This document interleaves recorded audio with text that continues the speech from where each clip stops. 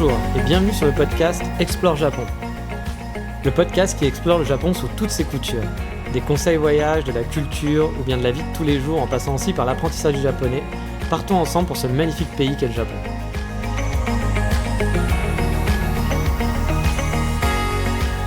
Bonjour à tous, aujourd'hui on repart dans la thématique découverte de lieux au Japon et on part pour le Kansai, donc la région de Kyoto et Osaka. Et on va aller plus particulièrement se balader autour du lac Biwa, le plus grand lac du Japon. C'est parti! Alors voilà, souvent quand on voyage au Japon, ou même quand on habite au Japon, il y a un moment donné, on ira à Kyoto. C'est un peu un passage obligé. Puis bien entendu, si on est à Kyoto, on va essayer d'aller à Osaka, à Kobe, voire à Nara, parce que c'est proche, c'est facile d'accès et que c'est joli. Voilà, il y a plein de choses à faire là-bas.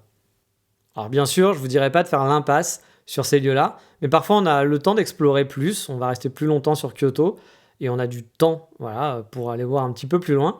Ou alors, lors d'un deuxième voyage, on va avoir envie de pousser l'exploration plus loin. Et franchement, le lac Biwa est parfait pour ça. C'est seulement à 10 minutes de train de Kyoto. Vous vous rendez compte, 10 minutes de train. C'est encore plus près que d'aller à Osaka pour le coup.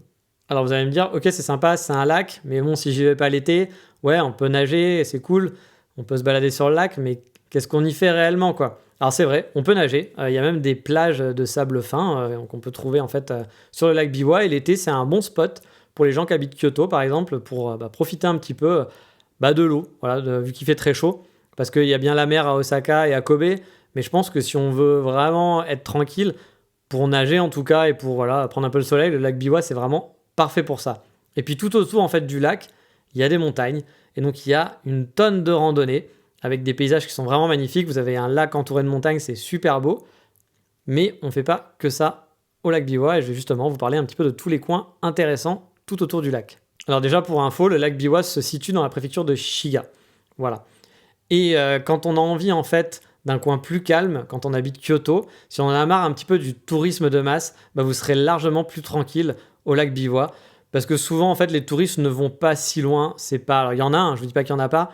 Mais voilà, souvent les touristes vont rester à Kyoto, vont aller à Osaka, à Kobe, mais ils vont pas plus loin. Donc si vous en avez vraiment marre d'avoir des touristes de partout, au lac Biwa, vous serez beaucoup plus tranquille. En plus, le côté pratique, c'est qu'on peut faire des day trips en partant d'à peu près partout. C'est-à-dire que si vous êtes à Kyoto, à Osaka ou à Nagoya, c'est très simple d'aller au lac Biwa et ça se fait très rapidement. Bon alors après, on est bien d'accord, quand je vous dis des day trips, ça ne veut pas dire que vous allez faire tout le tour du lac Biwa et que vous allez faire toutes les attractions qu'il y a autour du lac Biwa en une seule journée. Mais bon, du coup, vous pouvez rester dormir dans l'une des grosses villes et faire des allers-retours sans problème chaque jour pour aller au nord du lac, pour aller au sud, à l'ouest, à l'est. Le nord, par exemple, par rapport à Kyoto, c'est à peine à 1h30, 2 heures de train, je dirais plutôt 2 heures. 2 heures de train local avec juste un seul changement. Donc comme vous voyez, c'est largement faisable de faire un day trip dans la journée, faire un aller-retour. 2 heures de train, ça se fait. Mais bon, maintenant, il est temps de prendre le train pour aller voir justement tout ce qu'on peut faire autour du lac Biwa. Alors on va commencer par peut-être le spot le plus connu, mais qui vaut vraiment le détour, c'est Hikone. Alors Hikone, en fait, c'est connu parce qu'il y a un petit château qui est assez rare parce qu'il est encore d'époque. Il y a très peu de châteaux qui sont encore d'époque, la plupart ont été reconstruits, ont été détruits et reconstruits, et lui il est vraiment d'époque, et il est vraiment tout mignon. Il surplombe le lac, on a une vue magnifique sur le lac Biwa et sur les montagnes, et franchement ouais, c'est très très cute. Il est tout petit, c'est pas le plus gros, c'est pas le plus majestueux, mais il a son charme. Et si vous aimez les chats, la mascotte du château et de la ville, c'est Ikonia. Il y a une petite musique qui passe en boucle, on devient vite fou si on reste longtemps sur place, mais vous la verrez partout, c'est vraiment la mascotte de la ville. J'ai même vu des pierres tombales à l'effigie de Ikonia. Alors bon, je ne sais pas si j'enterrerai ma famille ou avec une pierre tombale Ikonia, mais bon, on ne sait jamais, il y a peut-être des fans. C'est un peu bizarre quand même, mais c'est le Japon, hein. Il y a toujours des trucs bizarres au Japon.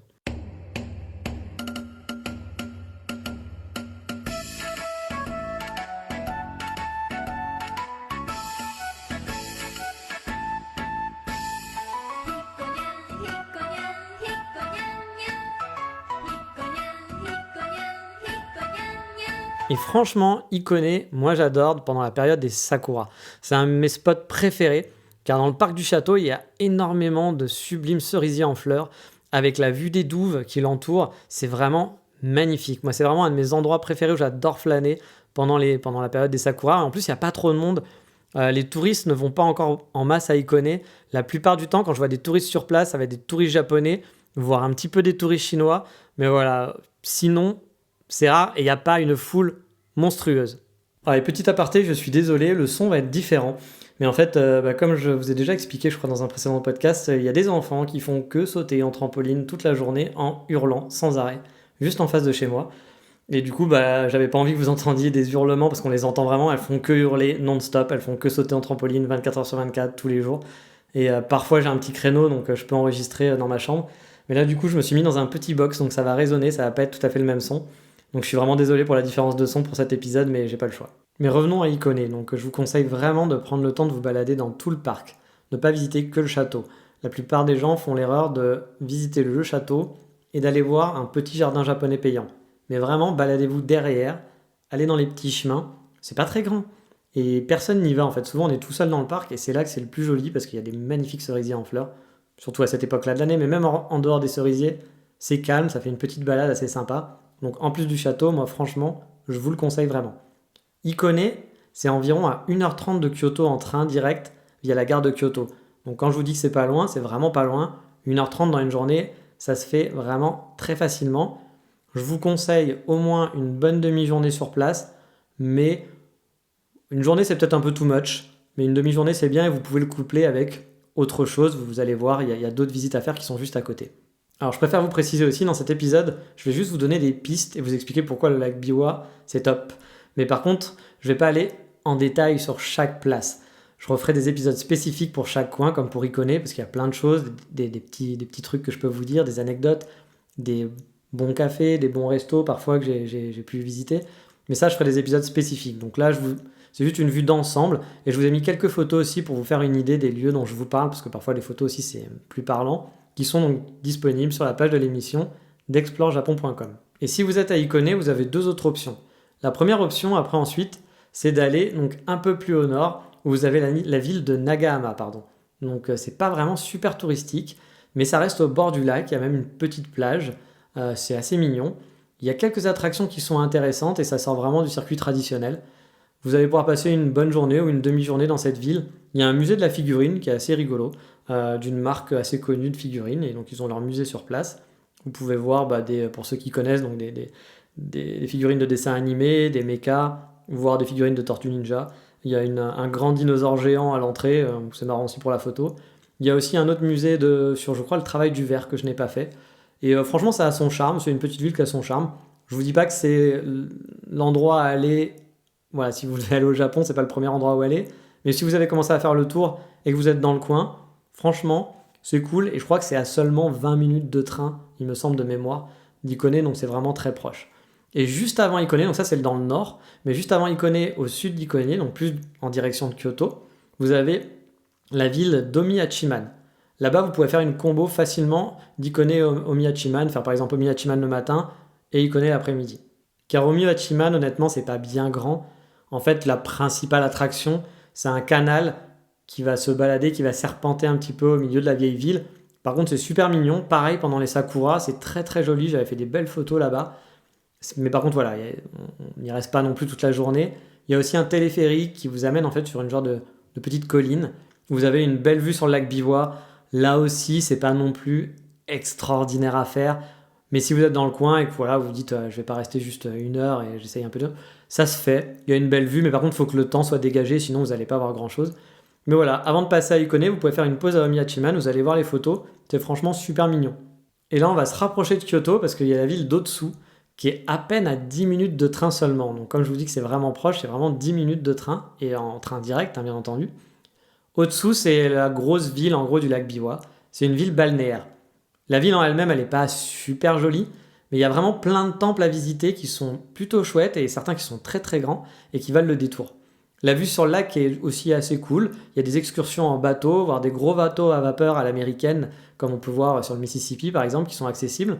Moi, j'ai pas essayé, mais il y avait beaucoup de touristes qui rentraient sur ces bateaux, donc c'est peut-être assez sympa. Et la petite balade le long de la rive, flâner un petit peu, explorer les différents temples, franchement, ça vaut vraiment le coup d'œil. Et pareil, au-dessous, je ferai une émission spécifique pour vous parler des différents temples. Par exemple, pour les fans de manga, s'il y en a certains qui m'écoutent et qui connaissent le manga Shiaya Furu, il y a un des temples qui est très connu dans ce manga, qui est à Otsu et qu'on peut visiter, et on revoit exactement ce qu'on voit dans le manga ou dans l'anime. Et c'est assez joli. Voilà. Moi, j'ai beaucoup aimé les visites de temples. Je suis pas très très temple en général, j'aime bien de temps en temps, mais au bout d'un moment, quand vous en avez vu plein, je vais pas dire que c'est toujours pareil, parce que ce ne serait pas vrai, mais on se lasse un peu forcément. C'est comme si vous alliez visiter toutes les églises de France, au bout d'un moment, voilà, il y en a qui sont jolies, puis il y en a, bon, vous allez dire, je commence à les avoir vus, je commence à avoir compris le concept. Mais là, au-dessous, vraiment, il y a vraiment un charme. Il y en a un avec une superbe vue aussi, qui surplombe un peu la ville. Et du coup, on a une vue magnifique. Pareil, je vous mettrai des photos, vous allez pouvoir voir. Et au-dessous, voilà, ça vous permet de prendre un peu l'air marin, si on veut, parce que c'est un lac, hein.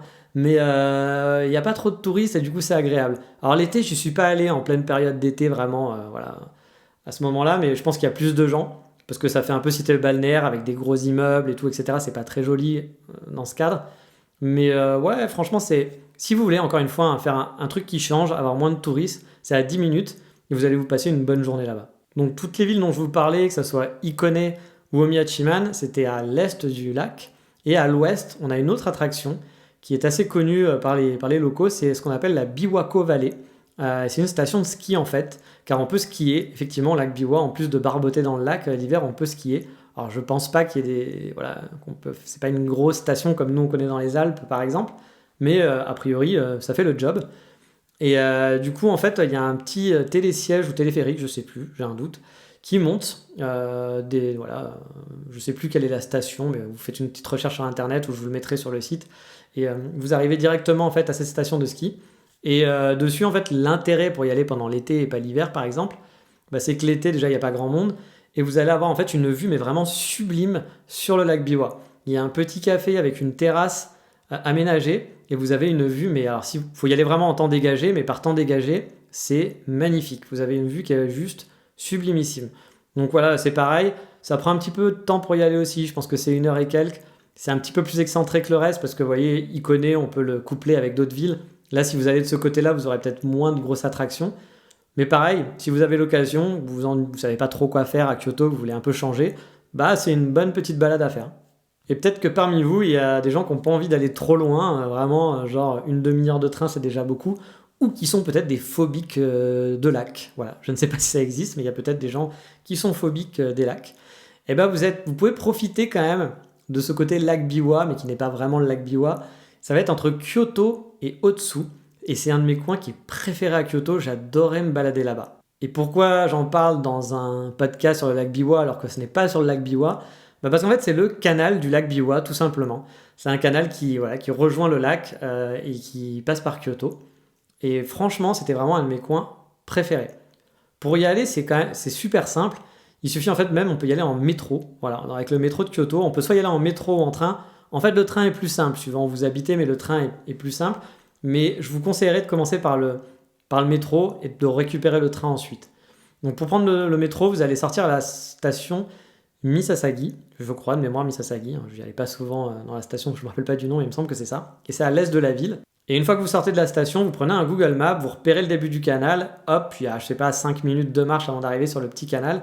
Et après, vous allez adorer. Moi, mon conseil, c'est d'y aller l'automne. Parce que pendant les Momiji, c'est sublimissime. Alors pendant les Sakura aussi, je sais que c'est joli, mais je ne l'ai pas fait pendant les Sakura. Mais vraiment pendant l'automne, avec les Momiji, avec les feuilles rouges et autres, c'est juste waouh, on en a plein les yeux. Et cette petite balade, en fait, vous allez juste suivre le long du canal. Il n'y a aucun touriste qui va là-bas pour l'instant. Je peux vous le certifier, j'y suis allé plusieurs fois et on ne croise jamais de touristes. On ne croise que des locaux qui se baladent, qui viennent prendre l'air. Et on ne croise jamais aucun touriste et je comprends même pas pourquoi c'est pas dans les guides parce que c'est accessible, c'est vraiment dans Kyoto et c'est super joli.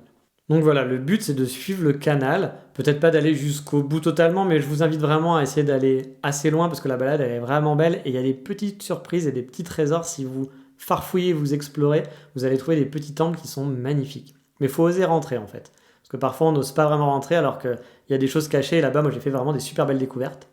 Et donc après, vous revenez sur vos pas et vous retournez à la station Yamashina qui est à seulement 3 minutes de la Kyoto Station en train. Donc quand je vous dis que c'est à côté, c'est que c'est vraiment à côté, on ne peut pas faire mieux. Et vraiment, entre les petits temples qui sont planqués, et j'ai même par exemple un jour, une anecdote, j'ai croisé en fait un cerf, vraiment un cerf qui était majestueux, qui s'est trouvé juste devant moi. Voilà, il était en hauteur en plus, et c'était sublime parce qu'il était à quelques centimètres de moi, quoi. Et j'ai pu faire une photo assez vite avant qu'ils partent. Je vais vous la mettre sur le site Explore Japon aussi. Et franchement, c'était waouh quoi. Et il y a des temples qui sont vraiment super beaux. je sais pas, c'est calme, c'est agréable. Et moi, en habitant là-bas, c'est vrai que les coins touristes, c'était pas mon truc. Parce que voilà, quand vous habitez sur place, vous n'avez pas envie de voir plein de touristes et d'avoir de l'agitation. Là-bas, c'était parfait pour être tranquille et en avoir plein les yeux. Mais du coup, comme je vous l'avais dit, je vous ferai un épisode sur les lieux spécifiques. Et forcément, je ferai un épisode sur tout ce coin-là, qui est proche de Kyoto. Parce qu'il y a vraiment moyen de passer une bonne journée de balade tout autour, avec plein de petits trésors. Et comme je vous dis, où il n'y a quasiment aucun touriste qui y va, alors que c'est juste à côté, c'est à 3 minutes en train. Et puis il y a aussi un truc tout bête qui peut se faire. Moi, je ne l'ai pas fait, mais on me l'avait conseillé, mais j'avoue, j'avais pas pris le temps de le faire. C'est juste le train. Vous prenez le train et vous faites le tour. Vous faites le tour du lac Biwa. On peut faire le tour du lac Biwa avec un train. Alors, je pense pas qu'il y ait un train direct. Je pense qu'il faut faire un changement à un moment donné, ou peut-être 2. Ça va sûrement vous prendre 3 heures, peut-être. J'ai pas regardé, mais vu qu'il faut à peu près 1h30, 2 heures pour aller au nord, je pense qu'il faut faire 3 heures, 3-4 heures pour faire le tour. Mais ça peut être très joli parce que vraiment les montagnes avec le lac, on a des vues de temps en temps qui sont vraiment sublimes. Alors parfois vous passez au milieu de ville, donc c'est pas très joli. Vous êtes un petit peu excentré au milieu de nulle part. Mais souvent il y a des vues qui sont très très belles. Moi je me souviens, j'adorais passer quand j'allais à Icône et autres et qu'il y avait de la neige sur les montagnes qu'on voyait juste à côté, avec le lac à gauche, les montagnes à droite enneigées. C'était juste vraiment magnifique. Donc vous l'aurez compris, moi le lac Biwa c'était vraiment un de mes endroits préférés quand j'étais à Kyoto, quand j'habitais là-bas. Et c'est vrai que le Kansai est très pratique pour ça, parce que vous avez énormément de lieux qui sont très pratiques et accessibles en train. Vous pouvez aller à Kobe, vous pouvez aller à Osaka, vous pouvez aller dans des coins beaucoup plus reculés, mais qui sont très jolis, très facilement et pour pas cher. Le Kansai a vraiment cet avantage-là de pouvoir bouger dans plein d'endroits qui sont totalement différents. Mais bon, on reparlera en détail de toute façon de tous ces endroits dans des épisodes spécifiques. Maintenant, on va quitter le lac Biwa et on va passer au coup de cœur du moment. Et pour ça, on va encore prendre le train, mais cette fois direction Hiroshima.